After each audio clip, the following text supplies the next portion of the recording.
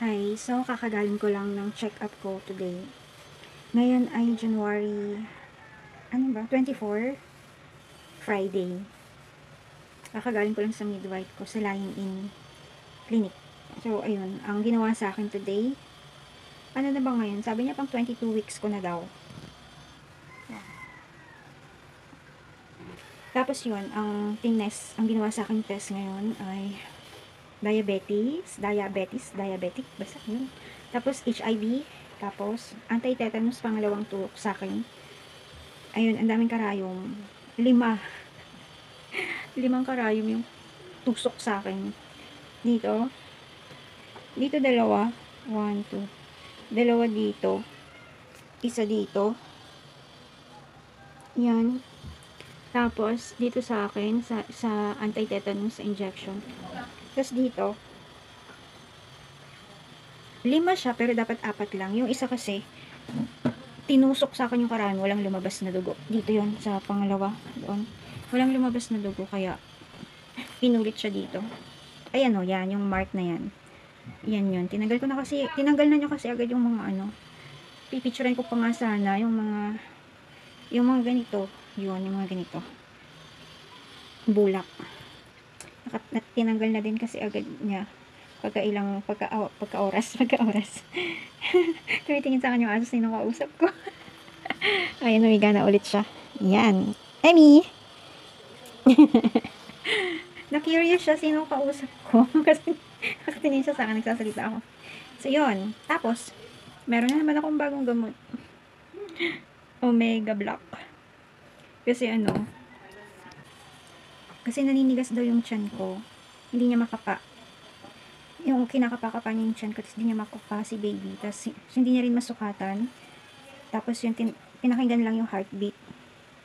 So, ayun, naninigas daw yung tiyan ko, kaya binigyan ako ng ganitong reseta. Ay, hindi, pinabili lang niya pala ako, wala namang reseta. 600 nga ang bili ko sa kanya eh. Tapos siningnan ko sa Shopee, nasa 300 plus lang. Namulubi ako dito sa gamot na to. So, ayun. Sabi kasi niya, delikado daw kapag nagtuloy-tuloy yung paninigas ng ng tiyan ko, kasi baka daw lumabas si baby lumabas siya. Baka biglang bumukas yung cervix ba yun, sabi niya. Tapos yun, may mga ganong kaso daw kasi talaga. Kaya, binigyan niya ako nito. Ang dami ko ng gamot, pang 5. Ayan nga yung mga schedule ko ng mga vitamins ko. 8 a.m., 1 p.m., 8 p.m., and 5 p.m. Tapos ito, once a day. Sabi niya, ipalit ko daw muna doon sa 1 p.m. ko, Vita OB ko. Ayan. Kasi nga daw, naninigas daw yung tiyan ko. Tinatanong niya, ano bang ginagawa ko? Hindi ko na sinabi na naglalakad ako, naglalaba ako, kasi bawal nga kasi maglakad. Sabi kasi nila, maganda daw sa buntis maglakad-lakad daw tuwing umaga. Pero sa akin, hindi pala pwede yun. December kasi lakad ako ng lakad, tsaka nung mga first week ng hindi. O basta alam ko meron ako mga lakad-lakad na ginawa na nag-drop off ako. Pa-M. Luwilier na naglakad lang talaga ako. Ayun. Bawal pala yun. Yung tiyan ko. So yun, ngayon lang tuloy ako nagbi-video about dito. About dyan, sa aking tiyan. Kasi okay na ako ngayon. Kasi nga, diba, ng mga una hindi ko talaga matanggap. Yeah, iba-iba naman kasi. So, yung madami akong napapanood sa TikTok na antay, gustong-gustong magka-baby. Wala. Parang yung feeling, ano kaya feeling nila? Kasi ako talaga, hindi ko talaga to in-expect. Pero dahil nga, sabi na ng ate ko, andyan, natanggapin na lang. Hindi ko naman kasi talaga alam. Kaya hindi ko talaga to inaasahan. At ayoko din kasi talaga nun. So, nung mga ilang months ko, September, October, November, December, yan, sobra pa rin talagang gulo ng isip ko. Hindi pa rin talaga ako mag-sink in. Kasi, ayoko talaga, hindi ako ready eh. Gusto ko naman to, pero gusto ko yung ready ako. Pero dumating na sa hindi ako ready at ano pa yung shop ko, yung business ko. Ang dami pang adjustment, kaya ako nahirapan. At hindi ko din talaga maintindihan bakit ngayon pa to dumating. Pero dahil nga, ito na, okay na.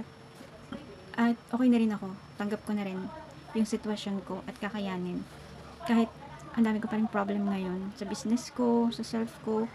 Inayos ko na nga yung PhilHealth and SSS ko. Ayan, nandiyan na nga. Nakapost na. Nagsabay-sabay talaga sila. Nagsabay-sabay talaga yung aking mga pasanin sa buhay. Ayan, kaya tuloy hindi ako nakapag-prepare dito at hindi din ako nakapag-umpisa ng yung PT, yung mga ganun, hindi ko binidyo or hindi ako nag-vlog, ganyan. So, ngayon lang talaga. So, October 20, last week ng October ako first nagpunta dun sa midwife. Tapos, November, December, ang tuloy-tuloy naman. Tapos ngayon January, tapos next month ulit. Magastos pala magbuntis. Ang gastos pala. Nasa tiyan mo palang sobrang gastos na paano pag lumabas. Sobra. Kasi high risk ako. Ang daming pinapagawa sa akin. Daming mga test. Yun.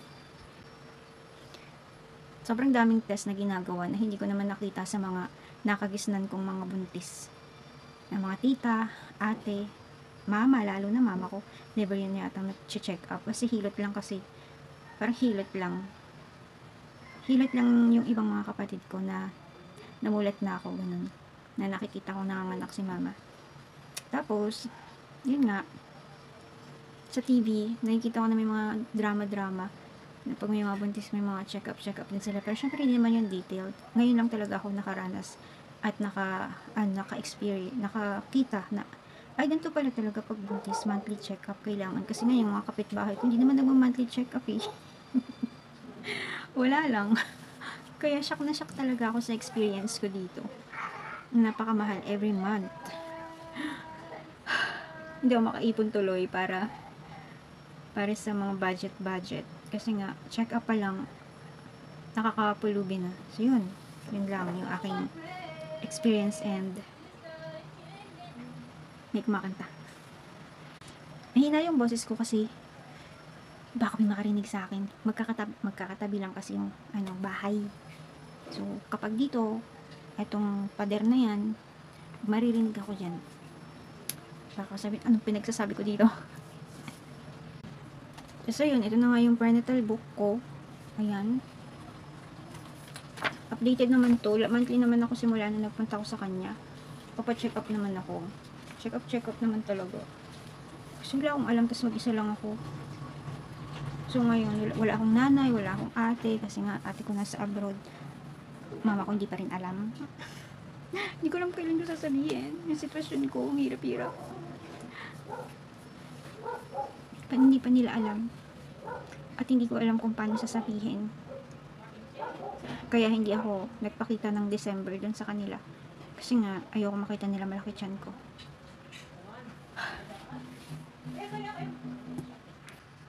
Tapos yun na nga, marami ako napapanood ng mga video sa TikTok na sobrang lungkot nila kasi ang dami na nilang ginamit na PT, na pregnancy test kit, na puro hindi positive yung mga result. Hindi sila preggy. Tapos naiiyak-iyak sila, ganun. Kasi gusto na nila, pero wala pa rin. Ilang years na sila, ganun. Tapos, may mga iba rin akong video na napanood na sobrang tuwang-tuwa, sobrang excited nung yung nakita niyang result sa PT niya, positive na preggy na nga siya. Grabe yung tuwa niya. Wala lang, iniisip ko lang, ano ba yung feeling no? Ba't hindi ko maramdaman? Baby Baby, I love you. Hindi lang talaga ako handa na dumating ka, pero dahil nandyan ka na, okay, kakayanin ko. Pero huwag nang tumigas yung tiyan ko. Bakit tumitigas ka daw? Ano nangyari sa atin? Nagpagod ba tayo? Ba ang pinagagawa ko dito? Nagkukrochet lang naman ako. Nagpuyat ako, yes, inaamin ko. Kasi, yun nga yung 10 p.m. ako nagising. Tapos, tuloy-tuloy na yun. Hanggang nag-asikaso na ako ng PhilHealth. Gising talaga ako. Yun, siguro. Napagod yata siya. Lakad-lakad. Naglakad talaga ako. Nag-drop off ako parang 2 beses yun. Sobrang pagod yun. Siguro yun din talaga. Bawal pala yun. Kasi nga, early months pa lang to eh.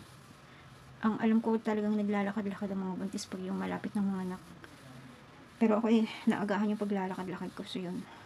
Delikado daw, sabi ni midwife. Pag nagtuloy-tuloy yung paninigas niya, pwedeng lumabas daw yung baby ng biglaan, ganun. So, syempre maraming problem yun, pero sana wag naman. Ayun. Ang hirap pala. Ang hirap pala, tapos wala ka pang kasama. Pero kanina nagpasama talaga ako saan, pero may nakaalis na ulit eh. Sinamahan lang talaga ako sa check-up. Yung daddy ng baby ko. Paano ko haharapin yung pagbi-business ko. Ay, hindi ko pwedeng ihinto yun kasi anong iba-budget ko, anong pambayad ko ng bahay ko kung hihinto ako mag-business ng pansamantala, ganun. Sana lang ma-approve ako sa SSS ko para naman makapagpahinga ako. So, ayun nga, yung tinurok, yung mga karayom nga na tumusok sa akin. Una dito, hindi siya masakit. As in, okay lang. Ang masakit lang yung pagtatanggalin na yung karayom. Una, ito. Tapos pangalawa dito. Pagkakuha ng dugo dito, tapos yan, uminom ako ng tubig na may asukal. Tapos pagkatapos nun, 1 hour nun, dito naman ako kinuhaan. Dugo ulit, kumuha ulit ng dugo. After 1 hour, kinuhaan na naman ako ng dugo. Dito. Kaso, ito yon, pagkatusok ng karayom, sobrang sakit. Tapos pagtanggal din, sobrang sakit. Walang lumabas na dugo kasi hindi tinamaan yata yung ugat ko dito. Hindi niya makapa eh. Kaya dito ako tinurukan. Ay, dito ako kinuhaan. Dito tinusok yung karayom sa may ugat. Ayun, masakit din siya. Bali, 4 na. Tapos yung anti-tetanus ko, second, dito naman. Tinanggal ko na kasi. Ito yun. Yeah. Tinanggal ko na. Pero yung mga dito, dun pa lang sa clinic, tinanggal na niya. Pagkatapos ng 1 hour yata, tinanggal na. Ayun. 5 karayom. Grabe, sakit. Tapos yun, yung timbang ko, 45 lagi, tuwing tinitimbang ako. Ngayon, nag-47 kasi after nung pangatlong tusok, pangatlong kuha ng dugo, kumain muna kami. Karinderya. Tapos bumalik kami sa clinic para sa check-up na at saka sa anti-tetanus. Tapos done, tapos na. 6 AM pa ako nagpunta dun sa kanya. Anong oras na ngayon? Nakauwi kami 10. Yeah. Tapos yun, umalis na nga yung kasama ko. Papasok na sa work. Tsaka, yun, mag-isa na ulit ako weekend. So, yun lang for today. At ang gagawin ko lang din naman kasi inaantay ko lang din yung Shopee delivery ko ng mga yarn kasi may ginagawa pa ako. Ayun, ayan si Luffy. Ayan, hindi ko pa kasi yan tapos. Short pa ni Luffy yung gagawin. Tapos, pwede na. Ang bala ko nga sana yan, pag natapos ko na, ilalakad ko ng MLUR kaso bawal pala ako maglakad. So, kailangan ko mag-tricycle pag natapos ko yan. So, ayun. Yun lang for today's video sa aking pregnancy journey.